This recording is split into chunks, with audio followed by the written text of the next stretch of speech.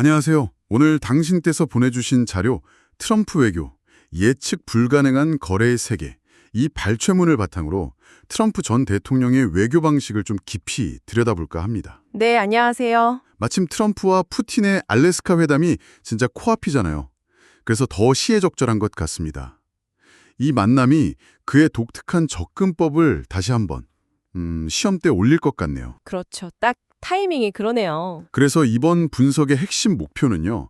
이른바 거래 중심 외교라는 게 구체적으로 어떤 건지, 그리고 이게 세계 무대에 실제로 어떤 파장을 일으키는지 그걸 파악해보는 겁니다. 네. 보내주신 글을 보니까 그의 스타일이 뭐랄까 원칙보다는 직관을 따르고 전문가보다는 거물급 해결사와의 관계를 더 중시한다. 뭐 이런 지적도 있고요. 네, 맞아요. 관세 같은 압박카드도 자주 쓰고요. 네, 맞습니다. 그런 점들이 정말 흥미로워서 바로 한번 뛰어들어 볼까요? 좋습니다. 이 분석에서 가장 먼저 눈에 띄는 건 트럼프 외교의 핵심 동력이 원칙이나 동맹 이런 게 아니라 지극히 개인적 판단 그리고 예측 불가능성이라는 점이에요. 네, 그게 참 특징적이죠. 장기적인 관계나 어떤 국제 규범보다는 그냥 눈앞의 거래 그 자체에 몰두하는 경향이 있다. 이런 분석인데요. 네네. 다가올 푸틴과의 회담을 예로 들면 뭐 우크라이나 주권을 강하게 밀어붙일지 아니면 러시아와의 관계 개선이라는 더 큰 그림, 이걸 위해서 그냥 넘어갈지 아무도 모른다는 거죠. 자료의 시각은 그래요. 정말 그 예측 불가능하다는 말이 딱 맞네요. 근데 바로 그 예측 불가능성 속에서도 이 자료는 트럼프가 나름의 기준으로 외교 사안의 우선순위를 정한다고 분석해요. 이게 또 흥미로운데, 아, 우선순위요? 네. 높음, 중간, 낮음 이렇게 세 가지 범주로 나눠서 접근한다는 거예요.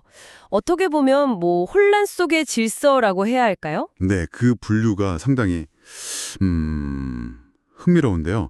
높은 중요도 사안에는 역시 중국, 러시아 같은 강대국과의 관계가 들어가겠죠. 그렇죠. 그리고 국내 정치적인 지지층을 의식해서 이스라엘, 또 잠재적 위협 때문에 이란도 포함되고요. 여기서 큰 성과, 예를 들어 우크라이나 전쟁 종식 같은 걸 이뤄낸다면 파급력이 엄청나겠지만 네, 그렇겠죠. 자료에 따르면 현재로선 좀 고전하는 모양새예요.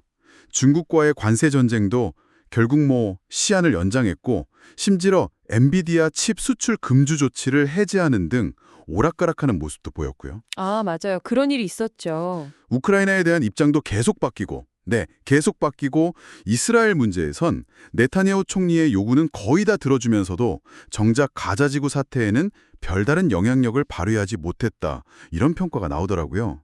그렇죠. 중간 중요도 사안으로 넘어가 보면 여기엔 브라질, 남아공, 인도가 등장합니다. 아, 그 중요 국가들이군요. 미국과 중국 사이에서 줄다리기 하는. 네, 맞습니다. 핵심적인 스윙 스테이트들이죠. 그런데 이 분석을 보면 트럼프가 이들 국가 정상들과 불필요하게 마찰을 빚었다고 지적해요. 불필요한 마찰이요? 예를 들면 어떤? 예를 들어서 브라질 전 대통령의 사법 문제에 개입하려 한다거나 뭐 남아공의 백인 박해설 같은 확인되지 않은 정보 이런 걸 언급하고 인도에는 갑자기 고일 관세를 매기는 시기였죠. 결과적으로 보면 이들 국가가 미국 대신 중국이나 러시아 쪽으로 오히려 더 기울게 만드는, 그러니까 의도와는 좀 다른 결과를 낳았다는 분석이에요. 개인적인 호불호나 잘못된 정보가 외교적 실책으로 이어진 사례로 볼 수 있겠죠. 듣고 보니 그렇네요. 이 중진국들과의 관계 악화가 단순히 트럼프 개인의 스타일 문제였을까요? 아니면 자료에서는 좀 더 구조적인 이유 같은 것도 지적하나요? 자료는 주로 개인적인 스타일과 그 예측 불가능성, 그리고 때로는 잘못된 정보에 기반한 판단, 이게 주요 원인이었다고 분석하는 편입니다. 아, 그렇군요. 네. 일관된 전략이나 장기적인 비전보다는 좀 즉흥적인 거래나 개인적인 관계에 치중하다 보니까 이런 문제가 발생했다는 시각이죠. 그렇군요. 반면에 낮은 중요도로 분류된 상대적으로 좀 작거나 덜 부유한 국가들 있잖아요. 네. 이들과의 관계에서는 의외의 성과도 있었다고 해요.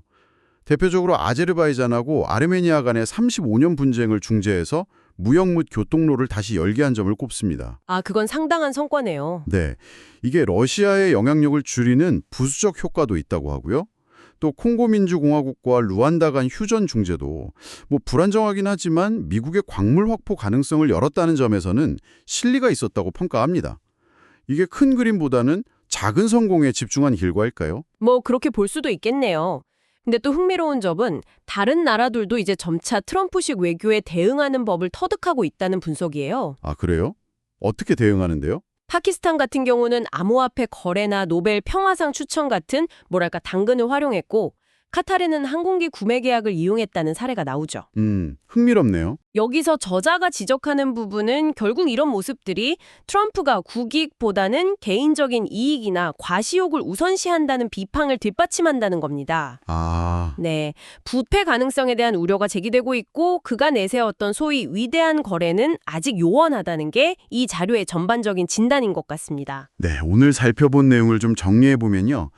이 자료는 트럼프의 외교를 굉장히 개인적이고 거래 지향적이며 또 사안별 중요도를 자기 나름대로 판단해서 움직이는 그래서 예측하기 어려운 스타일로 그리고 있습니다. 네, 그렇죠. 그 결과 역시 일관되지 않고 분야별로 성공과 실패가 상당히 엇갈린다는 분석이었고요. 곧 있을 푸틴과의 회담이 이런 접근법의 실효성을 가늠할 또 하나의 리트머스 시험지가 될 것 같습니다. 맞습니다.